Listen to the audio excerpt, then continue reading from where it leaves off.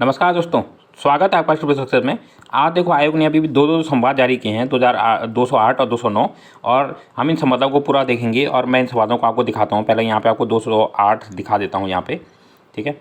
और उसके बाद ये 209 वाला देख लें यहाँ पहले कि दिनांक 4 और 5 दिसंबर 2021 को आयोजित स्नातक स्तरीय परीक्षा में जो जितने भी वो स्टूडेंट थे, ठीक है, स्थानीय स्तरीय विभिन्न पदों का परीक्षा परिणाम घोषित किए जाने के संबंध में, ठीक है, अवगत कराना है कि ये जितने भी ये परीक्षा कोड हैं, इनकी परीक्षा परिणाम दिनांक 7/4 को जारी कर दिया गया है।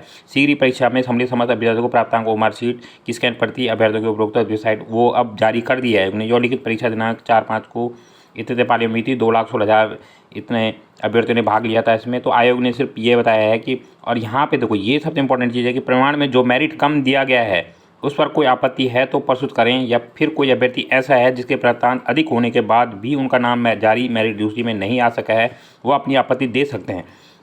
पर हमारे आयोग से बहुत ही अलग क्वेश्चन भी हैं कि भाई कि तुमने क्यों ऐसा हमारे साथ, या जो भी स्टूडेंट हैं उनके साथ ऐसा धोखा क्यों किया है। आपने क्यों एक ही पाली के 5 क्वेश्चन डिलीट कर दिए, एक पाली के तुमने सिर्फ 2 क्वेश्चन डिलीट किए, और जो सही क्वेश्चन है उनको क्यों डिलीट कर दिया, या क्यों उनको क्या है उनका ऑप्शन गलत मान दिया है। ये हमारे आयोग से बिल्कुल होंगे आंसर, और इन आंसरों का जवाब हमें आयोग से चाहिए। ये कोई मतलब नहीं बनता कि प्रश्नोत्तर पर आपत्ति का अवसर अब आयोग द्वारा केवल एक बार दिया जाता है। हमने आपत्ति का अवसर लिया था, हमने आपत्ति दर्ज की थी, पर आपने क्यों नहीं इस पर क्या किया, आपत्ति को रिजॉल्व क्यों नहीं किया। ये आपकी गलती है। इस चीज़ को हम बिल्कुल उठाएंगे। और ऑफलाइन आपत्ति के पदों पर अब देखो ये बोल रहे हैं कि आपत्ति केवल ऑनलाइन ही दी जा सकती थी, ऑफलाइन आवेदन पत्र पर आवेदन निर्धारित समय के बाद की आपत्ति का विचार संभव नहीं है।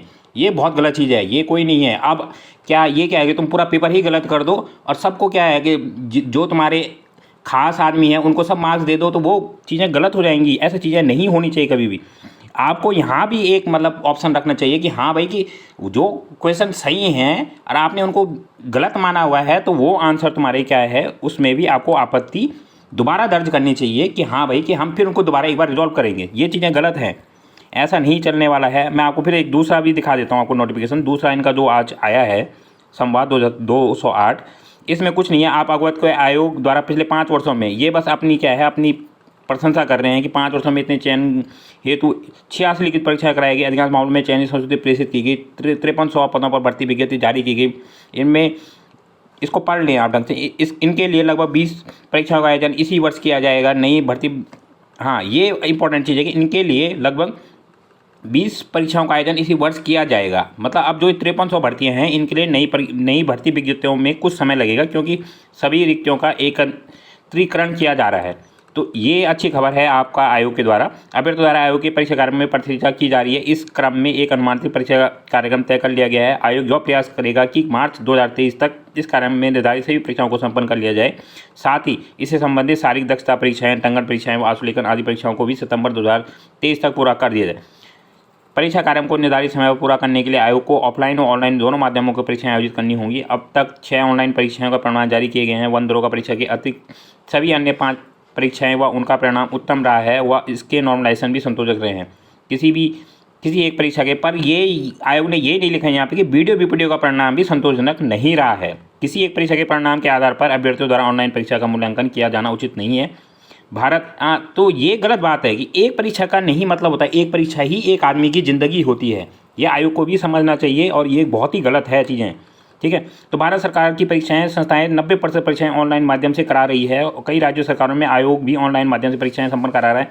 ऐसा बोलो कि हमें नहीं चाहिए भाई तुम्हारा ऑनलाइन, हमें सिर्फ एक दिन पेपर चाहिए और एक ही दिन पेपर चाहिए, हमें नहीं चाहिए ऑफलाइन भी करा रहे हो तो एक दिन करवाओ। जब यूकेपीएससी 2,16,17,000 बच्चों का जब एक दिन में पेपर करवा सकता है पूरे स्टेट में, तो आपने 3 शिफ्टें क्यों कराया है?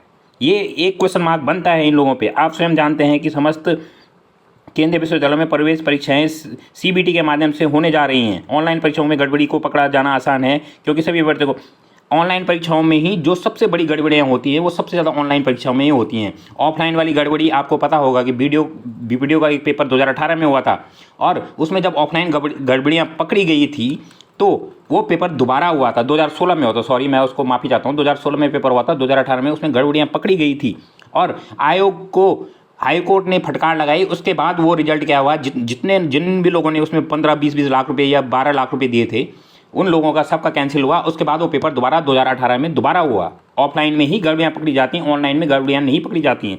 आप सिर्फ एक ही रीज़न दे देते हो कि भाई साइबर क्राइम चल रहा है, किसी ने हैक कर दिया।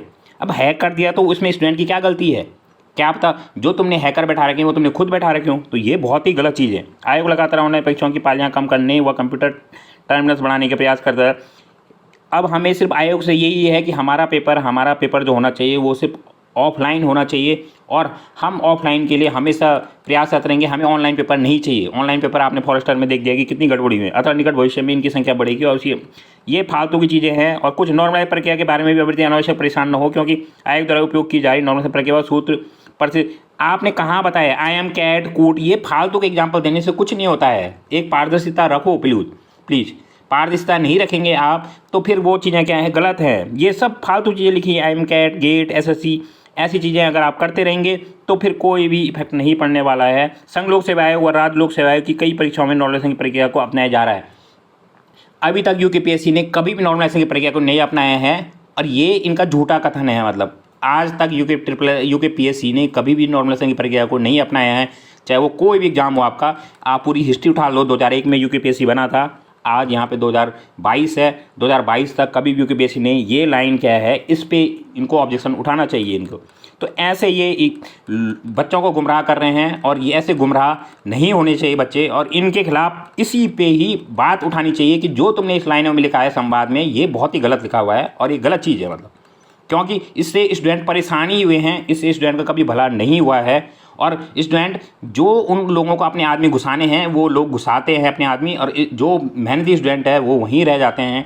मैं आप लोगों का सबका दर्द समझ सकता हूँ। कल का रिजल्ट आने के बाद भी मुझे भी बहुत ज़्यादा दर्द है आप लोगों के लिए, क्योंकि मुझे भी अच्छा नहीं लग रहा है बिल्कुल भी। आज मैं पूरा दिन परेशान रहा, क्योंकि मुझे बिल्कुल भी अच्छा नहीं लगा कि बहुत से स्टूडेंट मेरे ऐसे थे कि जो मेरे खास अच्छे स्टूडेंट थे, मतलब जो आप लोग मुझसे यूट्यूब में जुड़े हुए थे, उनका नहीं हो पाया। तो मैं उनके लिए उनके दर्द को समझता हूँ, और हमेशा मैं आपके साथ खड़ा हूँ। और कोशिश करेंगे कि इस आयोग को ये बताएंगे कि भाई कि नहीं, जो ये तुम बता रहे हो कि ऑनलाइन करना है, ऑनलाइन में आप अपने आदमी घुसा सकते हो, ये चीज़ें नहीं होनी चाहिए। प्लीज़ इस वीडियो को देखने का आपका धन्यवाद, और प्लीज़ इस वीडियो को लाइक करें, सब्सक्राइब करें, शेयर करें और पूरा देखें। धन्यवाद।